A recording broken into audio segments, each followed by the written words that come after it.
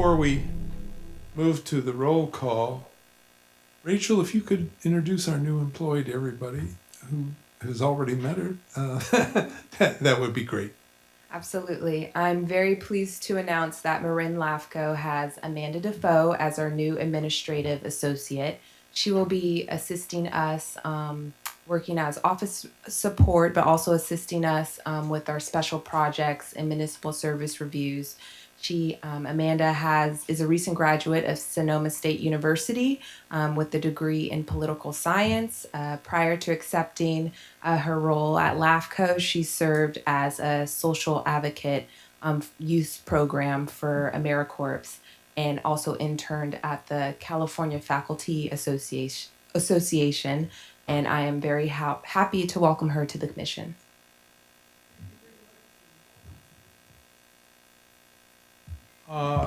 Let's see. Is Amanda going to call the roll? Okay. Right to it. All right, sounds good. All right.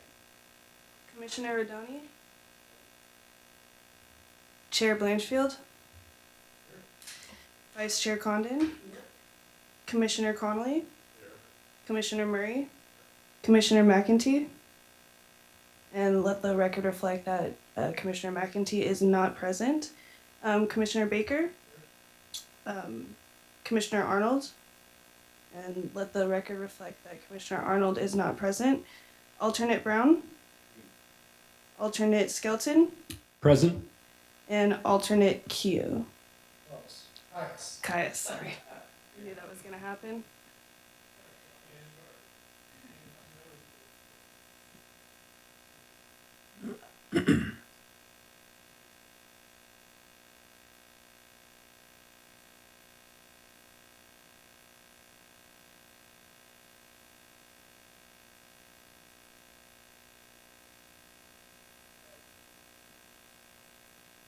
Okay, thank you.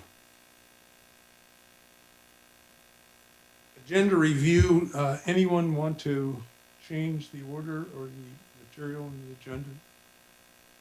If not, we'll proceed on to open time. This is the time we've set aside on our agenda for members of the public to address the commission on matters that we have not scheduled for discussion or action this evening. And I don't see anyone from the public that would like to address the commission at this time. So I'll move then on to the consent calendar items. I must say also that this is a paper-heavy issue-light meeting tonight. So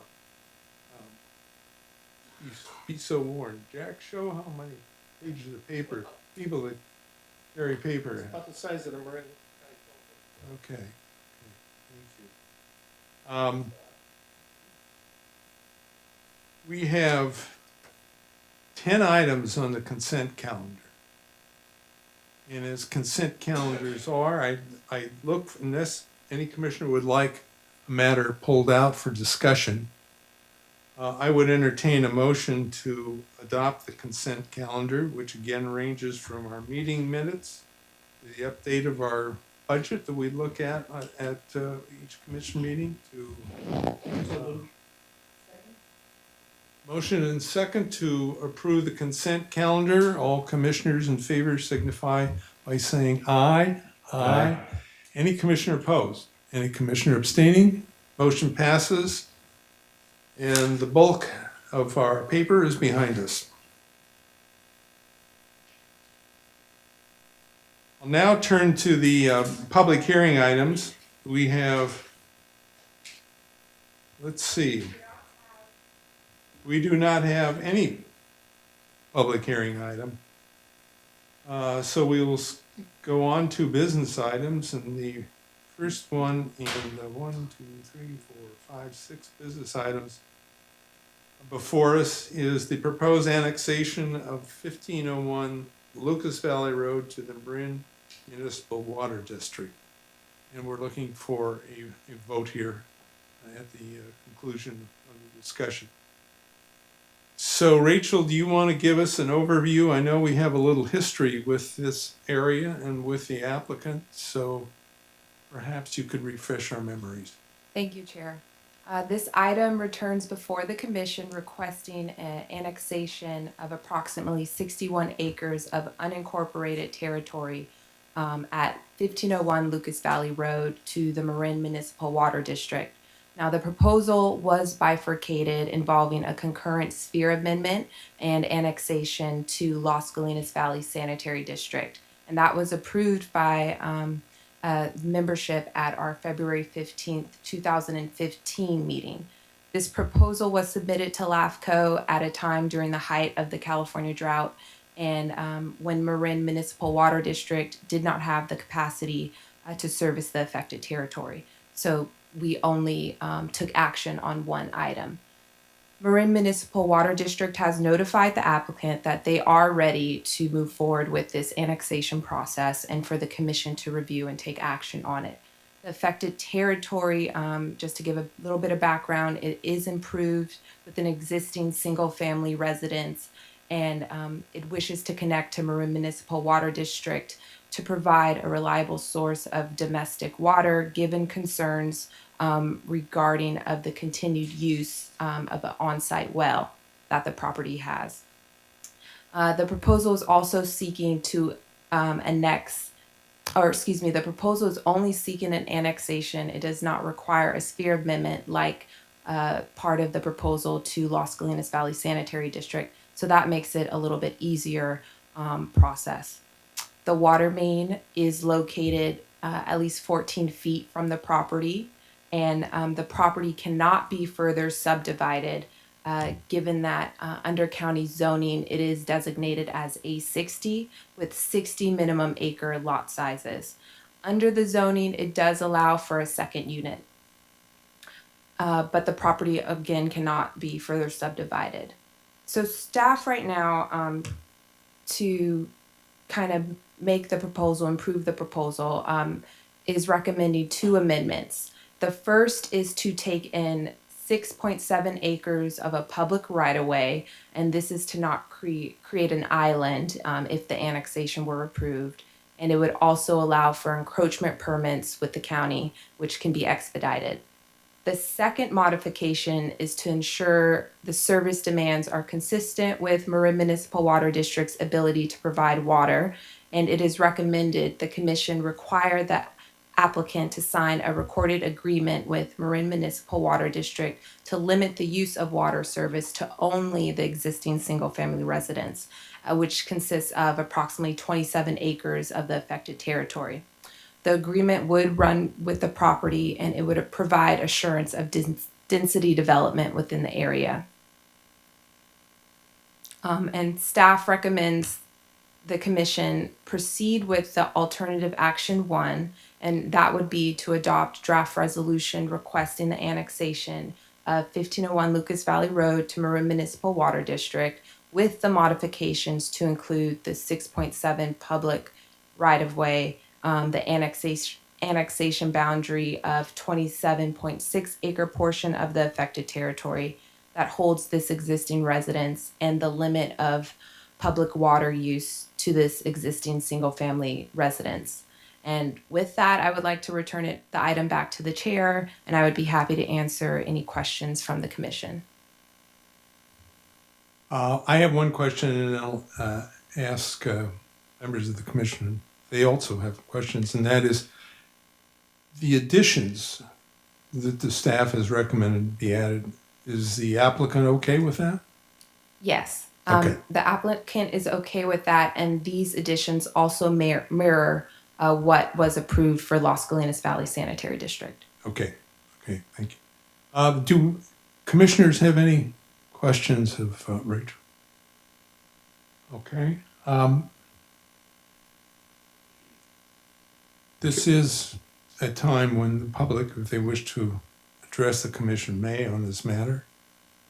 I don't see anyone from the public. Chair Blanchfield, I actually do Yes. have a question Sure. for staff. Why the limitation to the existing single-family residence, and can you further explain what the confines of that mean? So, given that this was also approved for the Las Colinas Valley Sanitary District annexation portion of the application, and also to kind of ease the residents within that area's mind for further development. We suggested to limit the use just to that existing single-family residence, and this condition was vetted with council, and it does not interfere with land use decision making. If the zoning change occurs over time, the landowner is afforded new development potential, and then they can come to LAFCO and Marin Municipal Water District to seek approval for additional water service. So A60 agricultural, is that agricultural 60? Yes. One unit per 60. So the condition of approval identifies the single family residence and any authorized second unit. What would happen if they were to develop a accessory structure, say a pool house?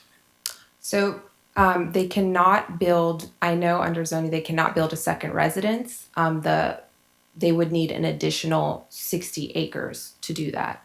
So for a dwelling unit, it would have to be under the county, whatever is already prescribed under county zoning. For an accessory dwelling unit, I would have to look into that and report back. Rachel, if I may, what basically you're saying is that the county's planning and zoning for this parcel is what we seek to be consistent with. Yes, and In that we're not the land use planning agency, the county is on this one. correct. There will be no changes to the zoning with the approval of the annexation if it's approved.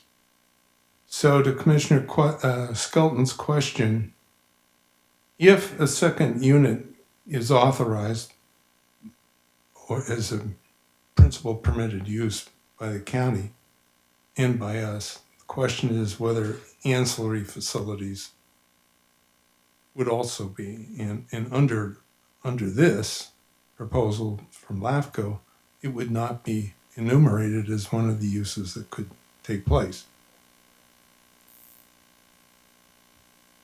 Under current county zoning, I don't think it would not be approved. It would not be approved, okay.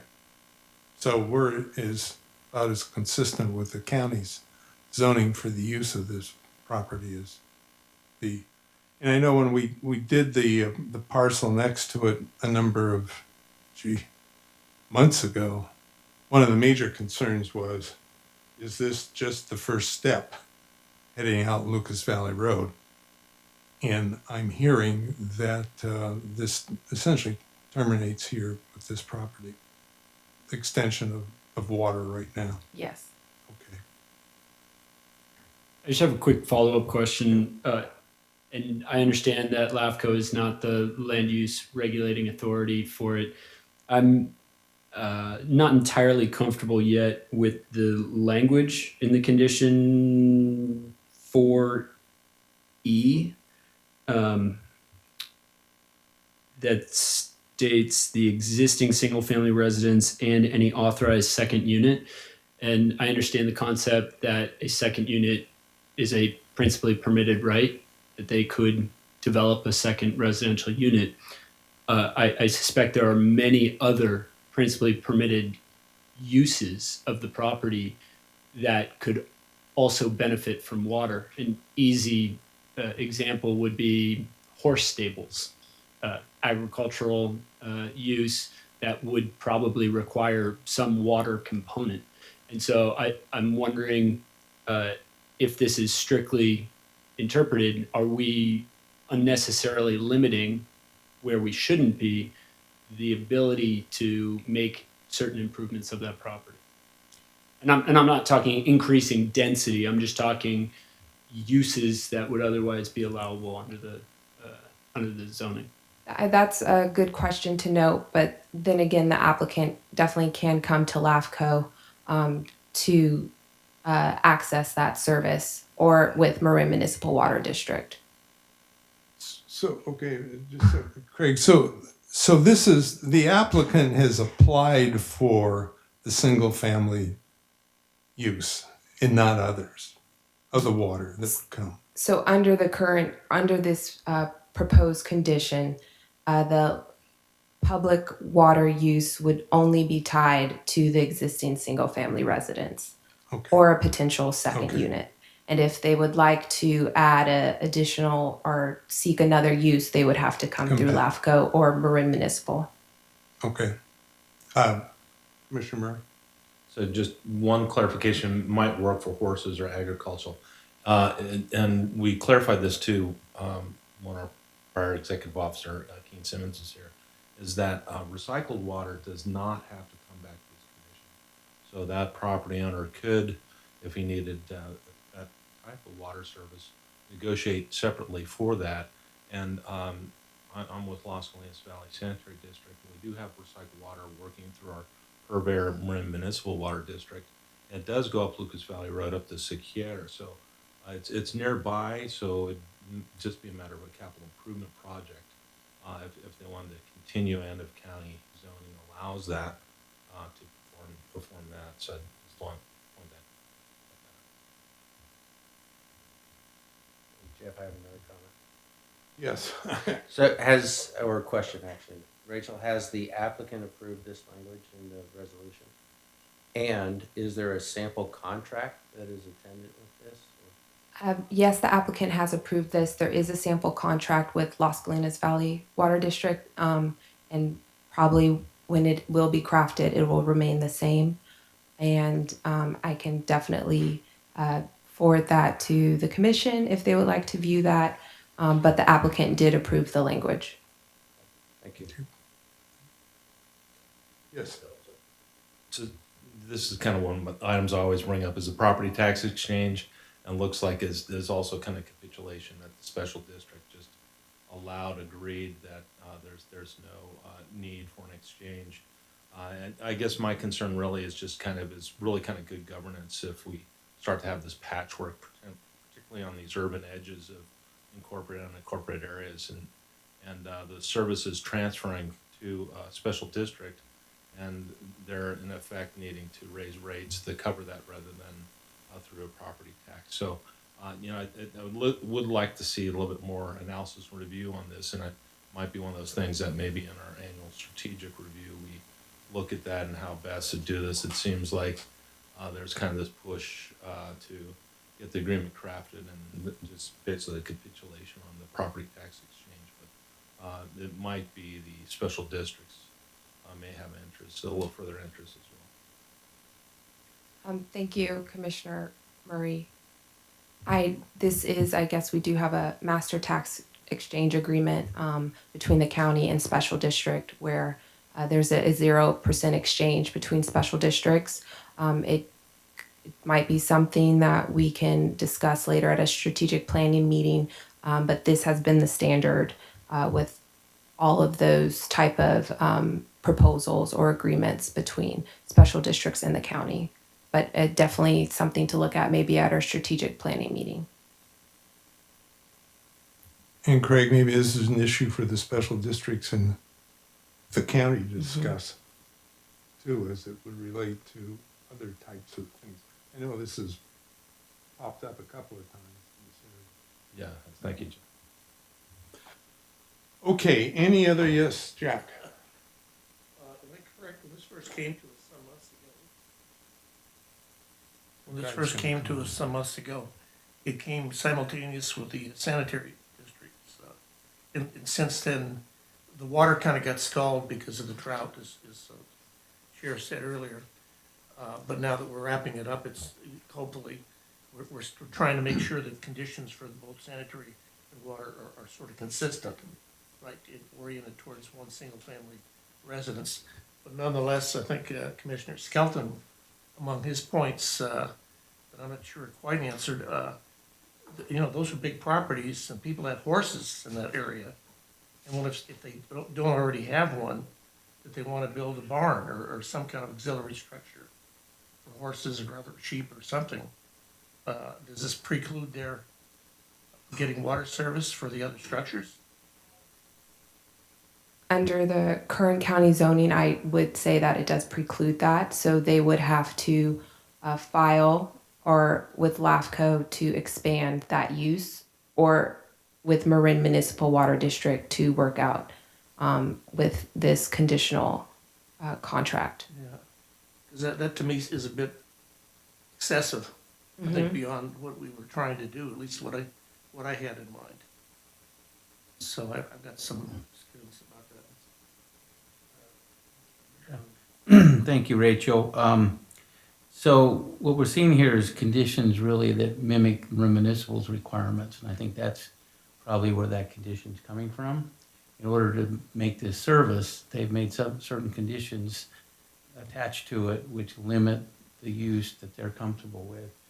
Doesn't preclude other uses, but they'd have to go back for a change to their agreement, their water agreement. And the zoning still could allow additional things, but, and if it involves a water use, they would have to actually get approval from municipal to expand their water use or some change to their agreement with the water district. Anyway, that's how I'm interpreting it.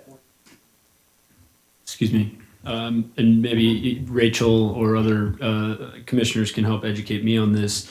Why is that component, the MMWD contract with the private property owner, incorporated into this decision? And I think kind of to Jack's point, that almost makes us a party to that process, and it adds a burden on staff when in the future they do want to add or supplement the existing services.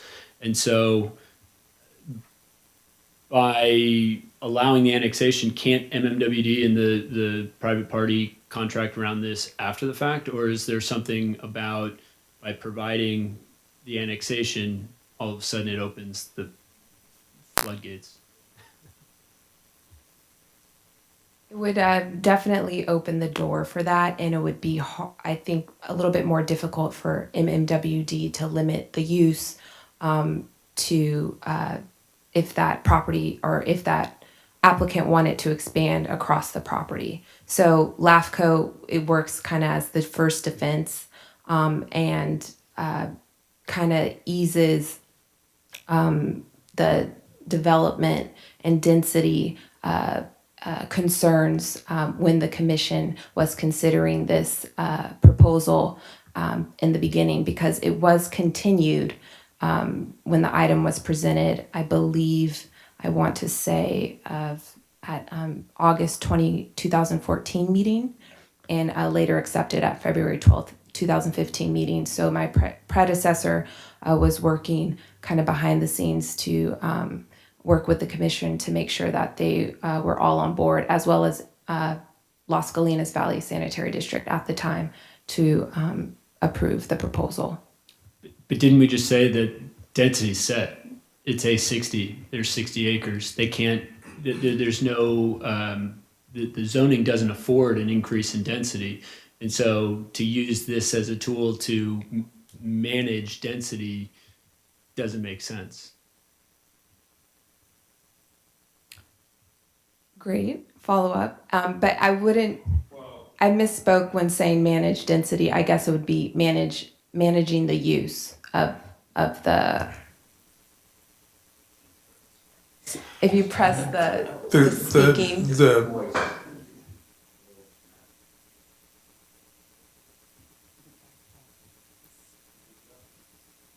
Yeah, you can speak. It's on. Yeah.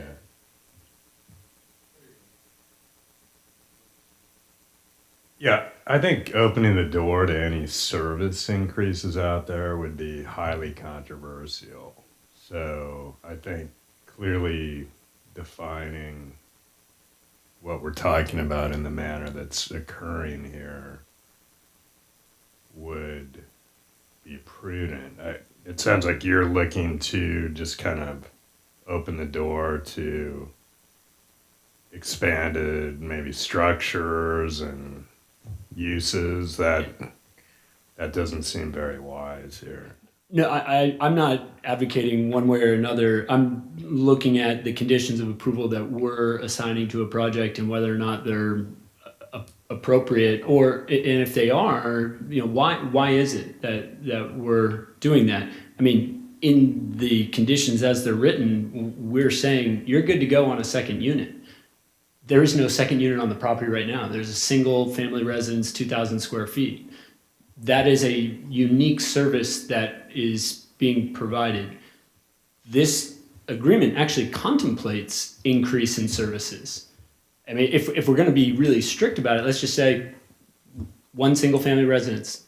If you want to come back and get a second unit, come back and get a second unit. But you're going to need to go through, I guess, us is what it sounds like because of the condition and MMWD.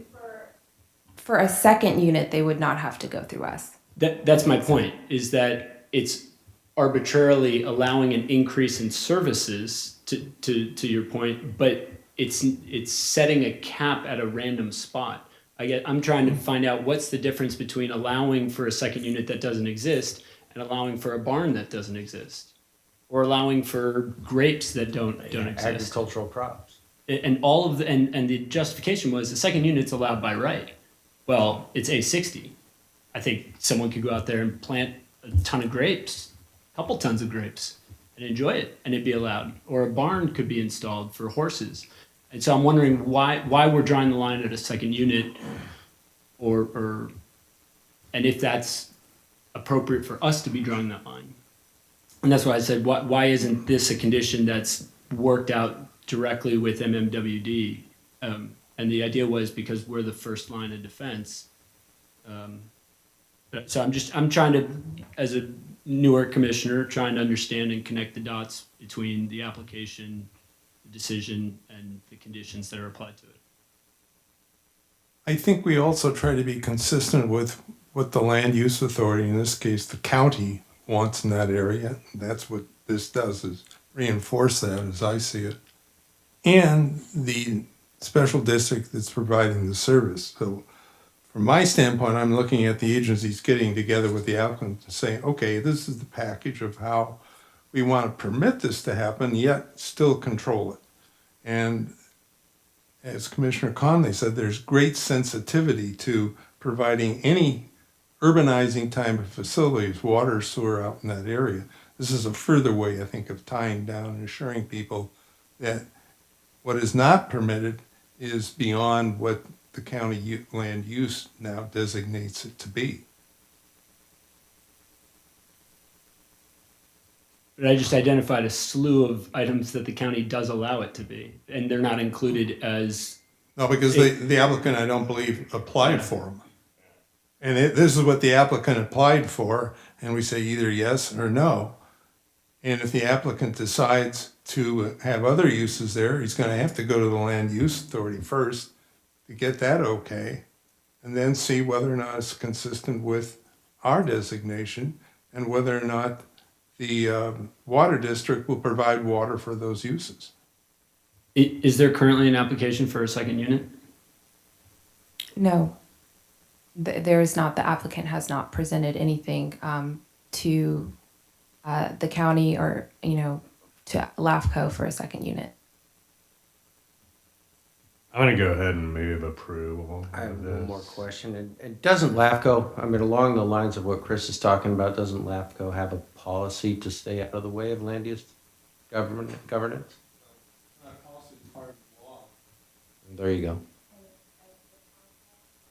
Council vetted the condition, and it does not directly affect land use, given that it's already a use just to the existing single-family development. And if the land use changes for a potential new development, they can still come to us and apply to LAFCO. We're not changing the land use at all. We're just limiting the use to this development. I've got a motion. You got another question? I'll second the motion, but I wanted to comment that in having the second unit is a normal process for Marin Municipal Water District to allow within a single-family water service. So I think that's why that's probably included, because it's their normal course of business was you're allowed to have a second unit on any single-family hookup, basically. So that's probably why. Now, your question about why LAFCO would deal with that, I think it is just being consistent with the local agencies decision-making, including the applicant being in agreement with it. So it's sort of where I see it. I have this little man in front of me. I have a motion by Commissioner Conley and a second by Commissioner Adoni. All those commissioners in favor of the motion signify by saying aye. Aye. Any commissioner opposed? Any commissioner abstain? Thank you. The motion passes, and we shall go to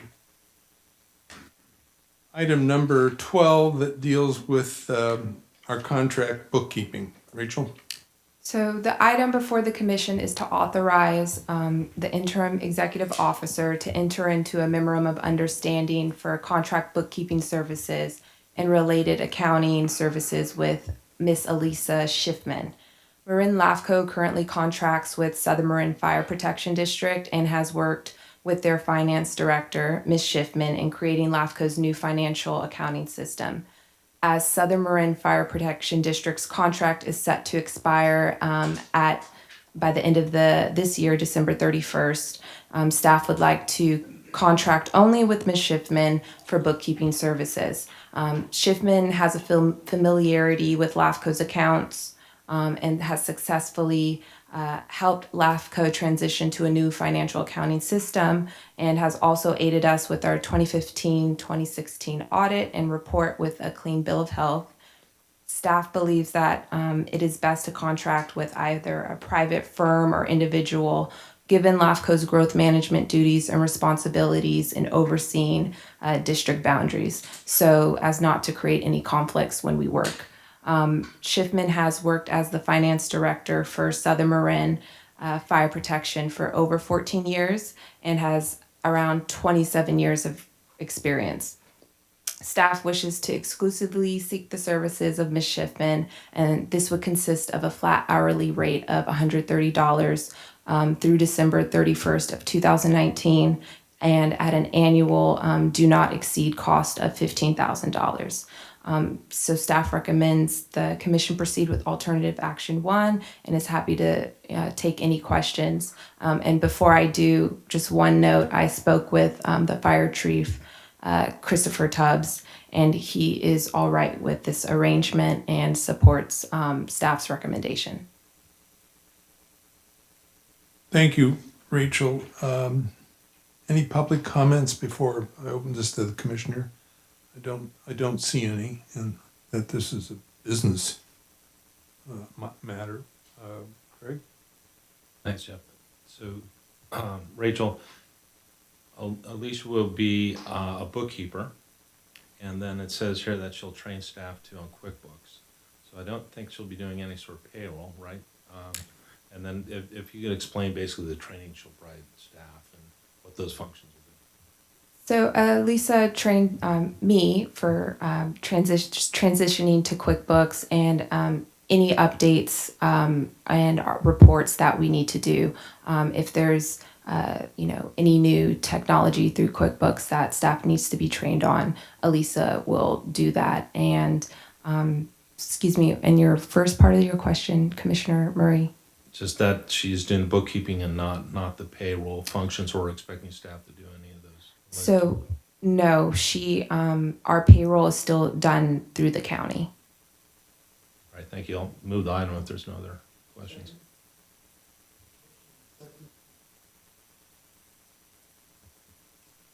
Motion and second to approve the authorization of the interim executive officer to execute an MOU with Elisa Schiffman to provide our bookkeeping services.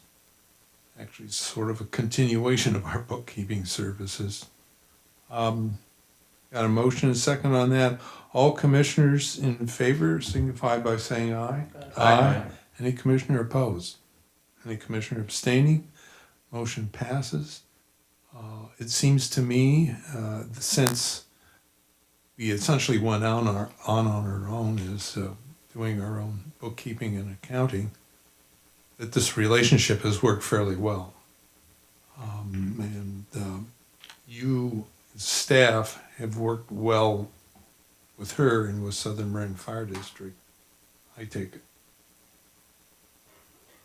Elisa has been a great value to LAFCO during our transition period and, helping with reconciled payments and, with all of staff's expenses. So I'm really looking forward to continue to work with her. One other question on this matter. Are we looking towards becoming totally independent in doing our accounting? That is, it's all done in-house, or is it split with someone like Elisa who does this as their profession, helping or assisting us? We want to explore some options to go independent, but we have a great arrangement with the county right now, and there's a little bit more things that we have to iron out before we do that, but it could be a great topic to discuss at our strategic workshop. All right, let's go to the next item 13, which is the legislative report on 2017 and preview for the next calendar year. Rachel, you have comments on that? A legislative update at our 2017 annual conference in San Diego, and staff would like to address the commission on the following final status of bills and that impact LAFCO as well as other local governing agencies. For Assembly Bill 464, this is supported by Cal LAFCO. It was passed by the state legislature and signed by Governor Brown. And this changes the submittal requirements of an application and for a request of an organization or change of organization. And this is to include specific services that are currently provided to the affected territory when an applicant submits an application. For Assembly Bill 979, introduced by Assemblyman Lackey, this is also supported by Cal LAFCO and passed and ultimately signed by the governor. And this makes changes to the statute of Special District Selection Committee and its proceedings. And it will also strengthen some LAFCOs, I believe 28 of county LAFCOs that does not have representation on their commission for special districts. So that will help to add representatives on that. For Assembly Bill 1361, this is opposed by Cal LAFCO and signed by Governor Brown. It does not affect this LAFCO, but it allows for water districts to enter into contracts with Indian tribal lands outside of their jurisdictional boundary for public water service. And this would happen without LAFCO review. So LAFCOs are pretty watchful on this, and the upside of this, there's a sunset date set for January, I believe 1st, 2023. So a new section. So there's an allowance that applies only to tribal lands also from, I believe it was set January 1st of 2017. So Cal LAFCO may be approaching the author and requesting a little cleanup legislation by next year. And for Assembly Bill 1725, this is our omnibus bill with Cal LAFCO, and it just makes minor non-substantive, substantive technical changes in the Cortese-Knox-Hertzberg Act. For example, the term contiguous is now defined as a territory that shares or abuts common boundary with the territory within a local agency. And lastly, a pretty impactful bill signed by the governor, Assembly Bill 448, introduced by Assemblyman Wachowski. This requires the state controller to publish a list of inactive special districts and establishes a process for LAFCOs to dissolve inactive districts by conducting only one hearing without a special study, and it also allows to bypass protest proceedings through a more streamlined process. It requires the state controller office to identify all inactive districts, which is I mean, if we're required to do this, this will be helpful given that we don't have to identify them. And they will notify the district and LAFCO about regarding their inactive results.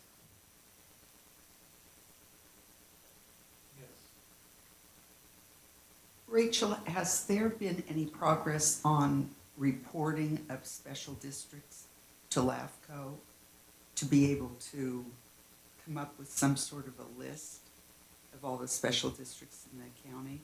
Is this the special districts or joint powers of authorities? Oh, you're right. So The JPAs, okay, I'm off topic. So I believe by July of this year, all joint powers authorities operating in the county have to forward their agreements or any additional amendments with LAFCO, so that and these are joint powers of authorities that provide a municipal service. LAFCO has received, I want to say, around 7 or 8 of these agreements.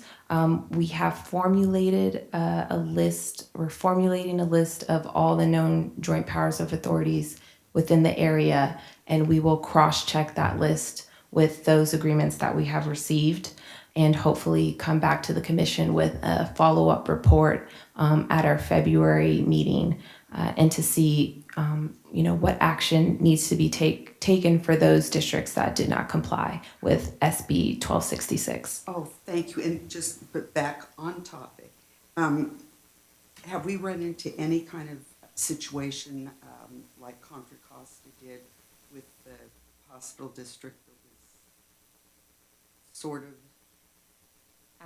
active but really didn't exist? So fortunately, Marin Healthcare District is active. They do file audits, they provide clinics, and fortunately, this LAFCO's not having so many issues with healthcare districts, given that ours they do provide a service.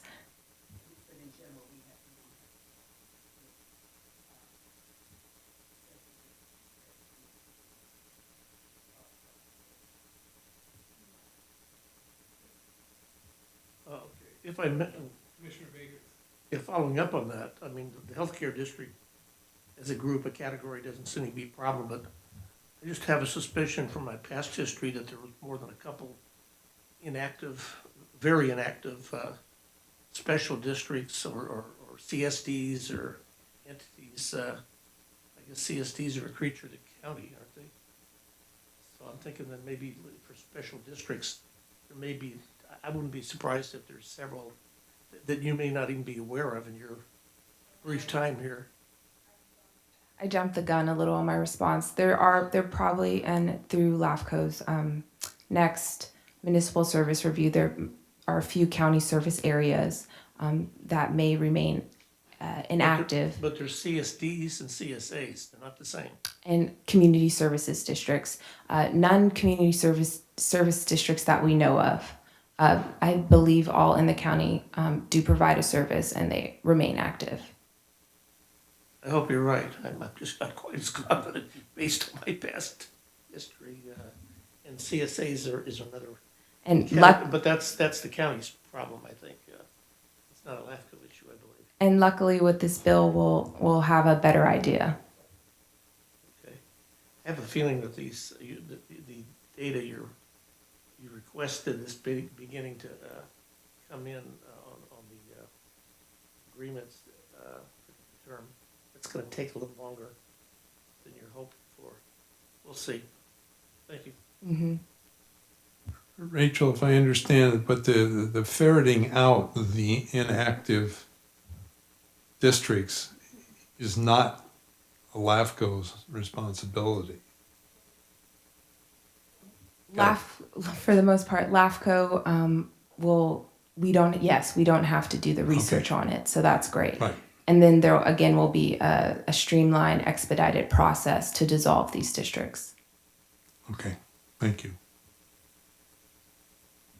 Any other commissioner comments? Greg? Jeff, just so on this SB 448 with Wykowski, the heavy on it is the state controller's office. So they'll be providing us a list of these inactive districts. And then also, if you get a chance to, on tonight's agenda packet, item 7 has a list of the 10 JPAs that did file already. So these are folks who are kind of ahead of the curve. That's nice to see. And then also, the Little Hoover Commission report lists the number of special districts throughout the state. So it's very interesting to see like the number of cemetery districts throughout the state versus the number of, let's say, like sanitary districts throughout the state. And I guess the general sense in resource conservation districts. So the general sense of why, and I think maybe that's why Little Hoover Commission is focused, why so many and why probably in certain of the California's 58 counties, why probably so many in certain counties. So each county will probably have their inordinate amount in certain areas. So that'll be interesting to see, and looking forward to the state controls report. Yeah. Only once, Dennis, can you do that. This also indicates to me that there may be some work for LAFCOs out there once the list of inactives are supplied by the state. Something we should be concerned about in the work program. Okay. I'd like to note one recommendation in the Little Hoover Commission report on special districts was to allow LAFCO to tap in to at least $3 million of grant funding to kind of do these types of projects, reorganization projects. So that might be another opportunity for other LAFCOs to kind of get going on following through these reorganizations. Right.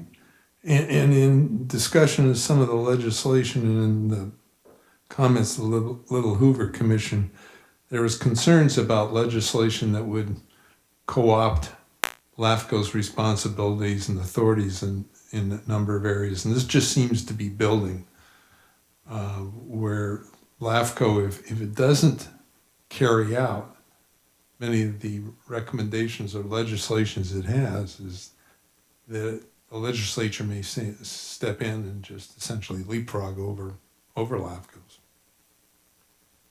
Okay, any other questions commissioners or comments commissioners may have?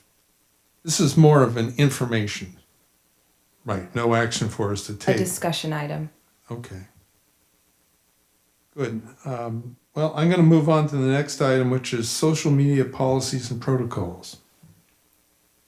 So this item is before the commission to consider adopting social media policies regarding the use of creating and maintaining social media accounts as a means to enhance the constituent outreach and communication efforts as part of the commission's adopted work plan for 2017 and 2018.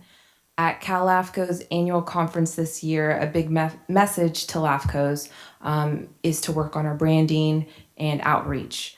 Many residents, many people, they're not aware of LAFCOs, and if they are, it's often not seen in a favorable light. A way to aid in our transparency and perception, perhaps, is to increase our accessibility on who we are, what we do, and the benefits of why we do it.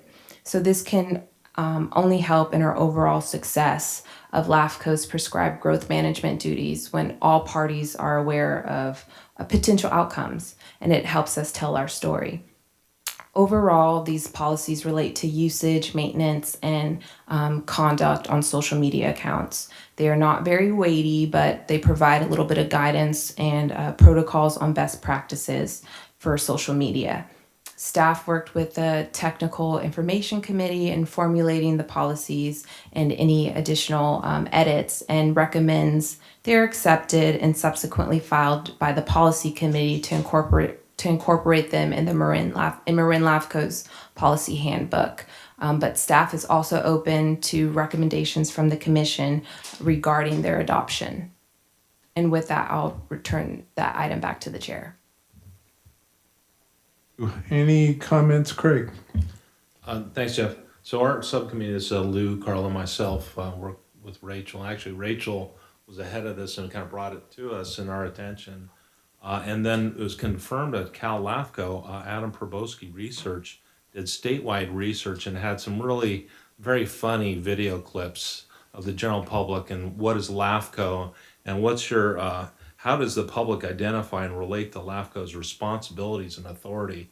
And there's a lot of demeaning terms and things and the whole perspective of LAFCO. But I think our committee really looked at it and we agree that a method of getting out is social media because Probowski's research statewide indicated that more folks are going to social media than say just a website platform. So it's great, and thank you, Rachel, for kind of foreseeing that, being confirmed by the research person statewide for all LAFCOs. It seems like we need to do some work on that. Thanks. Thank you, Commissioner. This has been a theme of past strategic planning retreats is what vehicles do we use to get out to make people aware of LAFCO and what it is and what it does? And this now is a great opportunity for a medium that most people use. And so it's good we're taking a leap forward on this. Yes, Lou. Yeah, flip it before.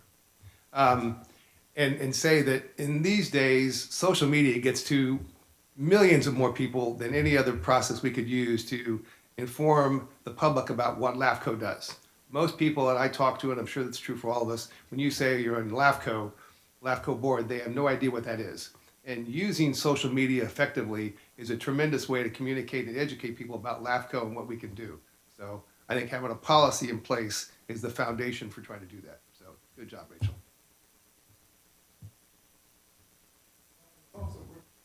It's also great having a committee that's that interested in the subject matter too. And that helps push it along. So Rachel, you're asking us to do what, if anything? So I'm asking the commission to adopt the policies and direct the policy committee to incorporate them in our policy handbook. Okay. Carlo?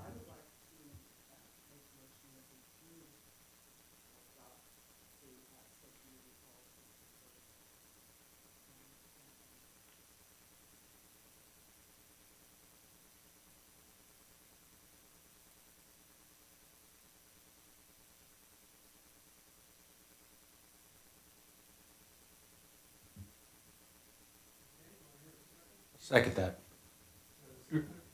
Really quickly, Matt, is now the appropriate time to actually talk about social media and the tools that we're contemplating using, or this is just the boilerplate policy and we're going to revisit this in 2018? For right now, it's just the boilerplate policy. I believe staff will reach out to the commission regarding what a type of social media platform we'll use to reach our public. Thank you. Well, it would be good to have a program of, okay, what's this mean? And I think that's what you were suggesting is what are we going to be doing? What resources do we have to put into doing this? Is it high maintenance, low maintenance?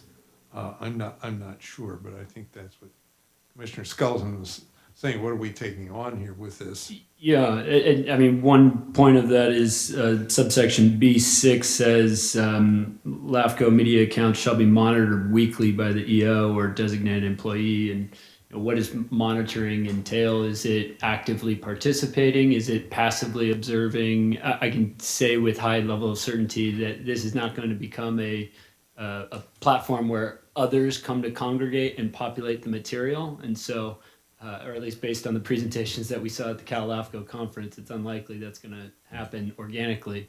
So I was just wondering what the breadth and depth of some of these words actually mean. But if this is just the foundation and we're going to build on this in the coming months, which it sounds like that's the goal here, then sounds good. Thank you.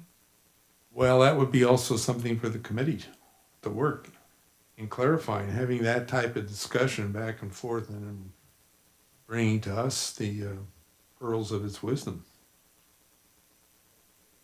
Good, good. Okay, well, we've got a motion. Do we have a second? Point of order, You did. public comment. Public comment. Any, I just wanted to be formal. good, good. All right, We- I called for the vote for the. Yeah. We need these kind of people around here. What was your name again? Okay, this is the opportunity for the public to speak, and I'm always glad for those kinds of comments and suggestions, as well as Jack's left elbow in my ribs when I don't see somebody. I appreciate it greatly. So I don't see any member of the public wishing to talk on this matter tonight. And we have a motion and a second to adopt the policies with an understanding of the committee is going to discuss them, and we're going to get back to the commission on, okay, what's it mean? How do we do this? What are we undertaking? What does monitoring mean? Those kinds of nuts and bolts stuff that are important to carry this out. And then a reporting on how effective it's been. I think that that's also important. But that's something that could be discussed in greater detail in the planning retreat. Okay, I'm going to move on to the next item, if we've finished this completely. And that's appointment of commission council. Yes, I'm sorry. Your vote. You don't have Jack's elbow. Jack, where's your elbow? Okay.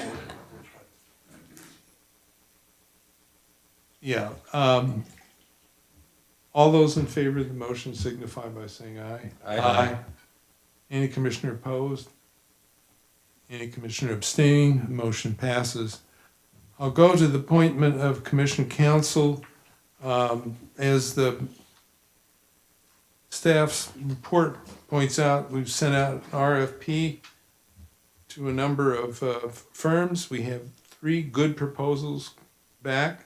We've conducted interviews, and now we're in the process of ranking. So the committee is still in its work, and we'll get back to the commission with a recommendation at your next meeting.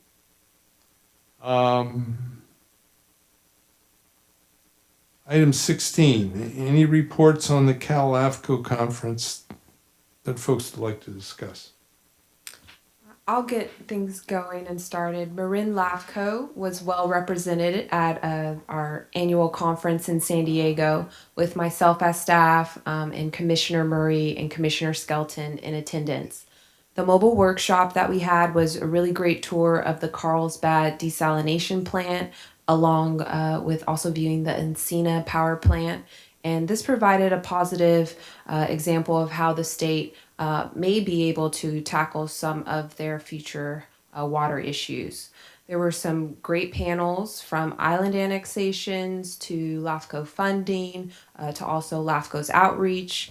And sadly, although we came back empty-handed this year on awards, it's always fun to participate and experience these conferences. And I'd also like to note our executive director, Pamela Miller, with Cal LAFCO, thanks the commission in providing funding for staff as well as our commissioners to attend these events.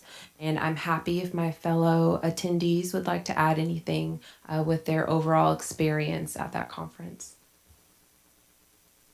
Thanks, Rachel. So, yeah, it was a great conference. I think Marin was out front again, and wanted to really recognize Chris Skelton for his running as a public member for the coastal group. Just amazing effort, and I think we all thought he was just going to rise up and just beat down these very experienced LAFCO folks. So both Rachel, myself, and I think Chris as well too, due to his hard work there at the conference. It was really amazing to see kind of Chris scooting around and talking to people and seeing who he needs to talk to. And so I think one, we have a great platform if Chris would like to run again, and 2, he put Marin out there as a very knowledgeable and capable and very new commissioner. So it was really exciting to see. And we had a lot of comments back, and Yeah. I think very favorable. I think some folks felt like they just had the vote incumbent, but they might think twice next time. So I wanted to congratulate Chris on his showing and attending and stepping up for County of Marin and the coastal running for the public member, and he did a really good job. And then, of course, Rachel was there constantly. It seemed like our immediate chair, past chair, our executive officer is now San Diego, so they're the host group, and we had kind of quite the contingent with Keene and the Marin folks kind of connecting in. There's some great sessions. A lot of these are online if you'd like to see the notes or the detail. We talked about Adam Proplowski's research. There's one on ethics, and he indicated about complacency is the greatest risk in ethics, and you really have to manage that. Taxpayer rule, use resources with public expectation. He provided some connections to ICMA, which is the International City County Managers Association, and also Institute for Local Government. And then Misa Lennox is a Assembly Local Government Committee consultant, and she was very good. Just kind of summarized a lot of actions up in Sacramento. It sometimes gets very obtuse and difficult to see where things are going, and bills that kind of just continue on. But she did say the focus next year will be on healthcare districts and water. And then one of my takeaways was that SB 448 chapter, which was chaptered, and the terminology chaptered means the law the legislation actually becomes law. So it's chaptered as Chapter 334 statutes of 2017. It does require the state controller to publish this list of inactive special districts, and establishes a process for LAFCOs to dissolve these inactive special districts. So great conference. It was very quick.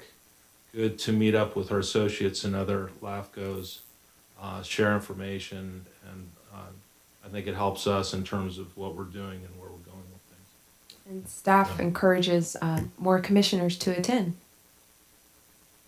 One last thing too. So Marin's going to host the Staff workshop. staff workshop in the spring. So there's some focus on that, and also I think some discussion on where these mobile workshops should go. So that was kind of the San Quentin versus maybe organic farms and things, and we're protecting, of course, open space and this sort of area. So that's still kind of out, and maybe Rachel could help guide us through that. And Amanda is helping formalize our tour for the mobile workshop. We are looking at our organic farm, and I think we will have a reservation or a date for that by the end of next week. So Rachel, are you in charge of that for Cal LAFCO? I mean, what responsibilities come with that? Fortunately, my responsibilities are limited. Staff is in charge of organizing the mobile workshop, but accommodations are already set, and that's pretty much it that staff has to do. Okay. Chris, did you have anything you wanted to add about the? I would echo Craig's comments. It was a really terrific conference. I had a wonderful time getting to know other LAFCO members from surrounding jurisdictions here in Northern California, all the way down to San Diego, obviously, and from the coast inland. I think it's important that as a commission we participate in these activities because we learn from each other, from our successes and our failures. And even though Marin is a very unique place, and the issues that we face here are not necessarily going to be the same, how you attack or solve a problem, and how we can do better going forward are things that translate borders. And so I had a terrific time getting to know other LAFCO members and hearing about their experiences. Some of these people have been participating in LAFCO for decades. And I know we have a couple here that have really served LAFCO for a long period of time as well. And yeah, shaping that institutional knowledge is really helpful, especially for me being newer to the LAFCO experience. I think we do have a really strong platform for any commissioners that are thinking about joining Cal LAFCO in the future. Craig and I made serious inroads with other surrounding jurisdictions in the coastal region, and so if that's something that you're interested in, reach out to us, or we'd be happy to put you in touch with people that we've gotten to know, whether they're executive officers or other commissioners in surrounding jurisdictions. I was particularly interested in the island annexation meeting and workshop.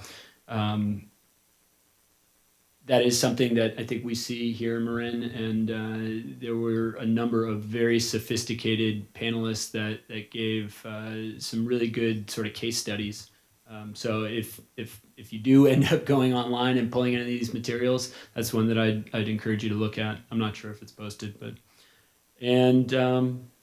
yeah, besides that, I'm really looking forward to Marin being a host in the spring. So thank you, and good stuff to come. Great, thanks very much. Appreciate it. Any other comments on this? We'll move to the executive officer report.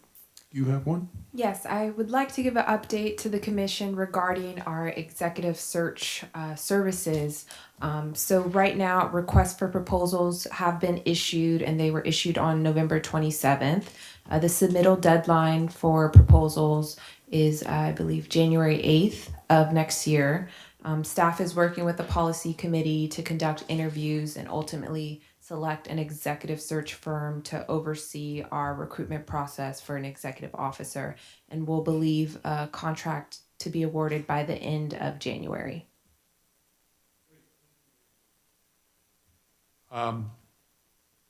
Commissioner announcements. I have 3 announcements, and then I'll hear from others. First is our strategic planning retreat we normally hold the end of January, 1st of February. And I think it best in this case to wait off until we have a new executive officer, so that the strategic planning retreat can be truly that of the new LAFCO, the new Marin LAFCO. And so if the commissioners agree, we'll do that. We'll look for a time that looks like it will work well. And then also, a number of you have said you would really like to have Bill Child back as your facilitator, mediator. And if that's the case, I'll get hold of Bill and let him know that we're still interested in him, if he's interested in us, and we'll be working out a time that will work for us all. So if that's agreed to everybody, I'll take that as the consensus and get hold of Bill. And lastly, the alternates have requested to discuss the seating arrangement here. And I think that that's a good idea, but I think it's probably best held at our strategic planning retreat where we can sit around and chat. And it would also give the policy committee to develop a little information about what the commission has done in the past while we're doing this now, to provide information for our discussions. So if that's okay with the members of the commission, we'll schedule that as part of the strategic planning retreat. When is the retreat? The retreat will be when we have a new executive officer on board. So it's not scheduled yet. It's not scheduled yet. I would think it would be in the spring. And depends on when we get somebody on board. And I think that worked well when Keene first came here. We held a strategic planning retreat not long after he was here. Any other commissioners? Greg? Thanks, Jeff. So I just wanted to bring up one, particularly since we meet every other month, about once every 2 months, and this might track a little faster than that. I try to pop in every once in a while to the Marin Disaster Council, and I know Damon serves on it, and Judy's head of it. Judy Arnold, a former county LAFCO rep, serves on it. And one of the things I noticed is that special districts are not part of the disaster council. So I talked to Chris Riley with the Marin County Sheriffs who runs the EOC. He indicated that Marin County Code Section 2.99 or relevant section would need to be amended to consider adding a representative from Marin County special districts. And just, special districts are the most numerous form of local serving governments, include water districts, sewage, hospitals, other districts that are necessary and important to Marin in times of emergency. So I don't know if this is something that track on a LAFCO level, but it seemed to be kind of a unique thing, and our most numerous and probably important form of local government doesn't necessarily have a seat at the table on the emergency authority. So especially after North Bay fires and other issues, I think it's something that kind of drive forward, and hopefully there's some recognition and change in that place. Thanks.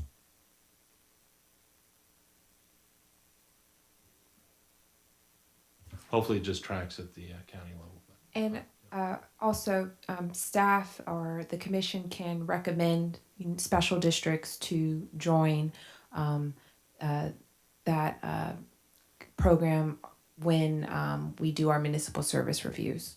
That can be a recommendation. great, thank you. That's an interesting thought. Okay, any other?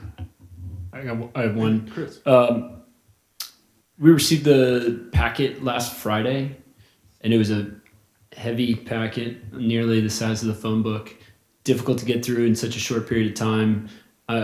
Is there an opportunity for staff to identify cutoff periods internally for processing agendized items so that we can get the packet ideally 2 Fridays before, more or less 12 days in advance as opposed to 5? Excuse me.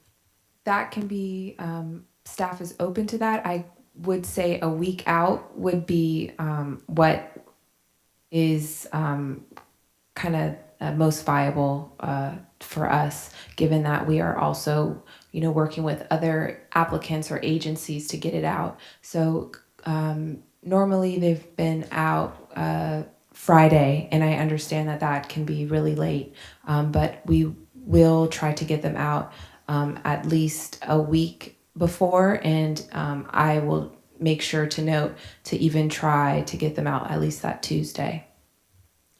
And the only reason I say is, as Craig said, we have 6 meetings a year, every other month, and applicants should be able to understand that if you get it in by, I can't remember the next one. If you get it in by January 15th, you'll have a chance to get onto the February calendar. But if you're after January 15th, or pick whatever your internal deadline is, then they understand they're going to make it on April. And I think it might actually incentivize some applicants to be more diligent in getting their stuff in. Okay. Jack, yeah, of course. As a former staff person for years, as you were, it's tough to get things together. And with minuscule, no matter how capable they are.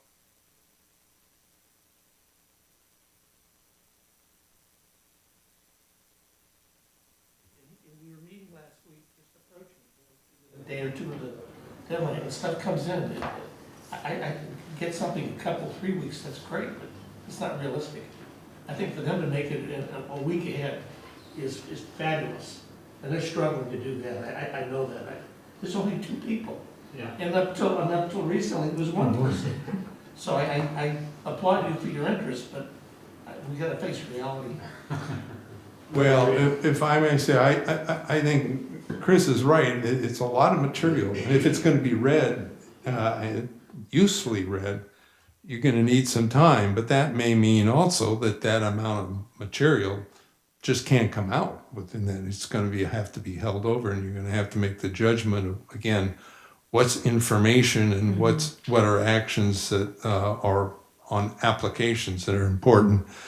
And I know the staff has tried and was able to get out materials the Friday before, but then the staff went from 2 to 1, and it's just amazing that the amount gets out. But anyway, I think that's a good point. I think we should be working in that direction. And also getting the amount of materials to the point where, you know, it can be easily read, digested, and understood. I think that's important. Can I make a comment on that? Yes, you may. That on our council, we get the packets on Friday for the Tuesday meeting. And on Friday, everybody's scrambling to assemble everything and get everything finished and out. So I think that it's almost impossible to get, you know, a week is great, but we've never in 16 years have we gotten a council packet out a week in advance. I see what you're saying, Chris, but I think that they're doing an amazing job getting all this stuff to us. Well, Amanda's here. Yeah. And now Now that it's will all be all dumped on cured. Amanda. And excuse me, I didn't mean it as not a personal attack or criticism. And believe me, I know you guys do amazing work. I'm sorry that Sashi isn't here this evening because I think her experience in Mill Valley would reflect that it's not an impossibility. Mill Valley actually, a couple years ago, they said getting it Friday afternoon became too burdensome on. I mean, I know we're. This is a volunteer position for a lot of people and your local governments as well. And it's a big burden to put on people who are volunteers to get through that volume of material and to do it in a genuine way and not just to mail it in effectively. And so what they did was they realigned expectations. And I think going into 2018, I think we should set goals and we should aspire to hit them. We might not hit all of them, but if you don't set any goals, then you're certainly not going to hit any of them. So I would love to set a goal of trying to get it certainly at least a week, and to the extent possible, I said I think 10 to 12 days, the weekend before. I do have a separate question going back to transparency. Where are the subcommittee, or is there a way to find out when subcommittee meets and where, and is there an agenda process for that? So usually we do our commission appointments at our strategic planning meeting, which would usually normally be held in January. But now staff was thinking of doing the appointments at this meeting, but held off on that, and will conduct appointments at our next meeting in February, given that the policy committee is still working with doing these requests for proposals. So I didn't want to confuse any of the appointments and having to redo them again next year. So they will be done February. I will also follow up with the email, identifying all the committees that commissioners can join, and to also kind of align their schedules if they're interested in these committees. Chris, I took your question to be when, Yeah. how do I know when they're meeting, the schedule? Yes. And I think we don't have a good schedule right now. Like if I wanted to show up and talk about the tech policy, how would I have known where to go and when? So, excuse me. Generally, the process has been that those committee members will be notified. We can also appoint an alternate to those committee meetings, but we have not presented our meeting times or dates to the entire commission, which can be changed or up for discussion. But I think that would be best at our strategic planning meeting. Yeah, we have to watch the Brown Act. There is a Brown Act issue, but my understanding is that any committee meeting, even if it's less than 3, must be notified as a And- public meeting. And all our committee meetings are notified on our website. Yeah, that's already done. Okay. But I think we have to be careful about how many board members show up to those meetings due to the Brown Act. Yeah. Anyway, I think this is a good discussion matter at the strategic planning retreat, as everything else is. Well, I'm going to move to adjournment, and happy holidays for everybody. Do I have a motion to adjourn? Second. And we have a second, and therefore we're adjourned. Thank you very much.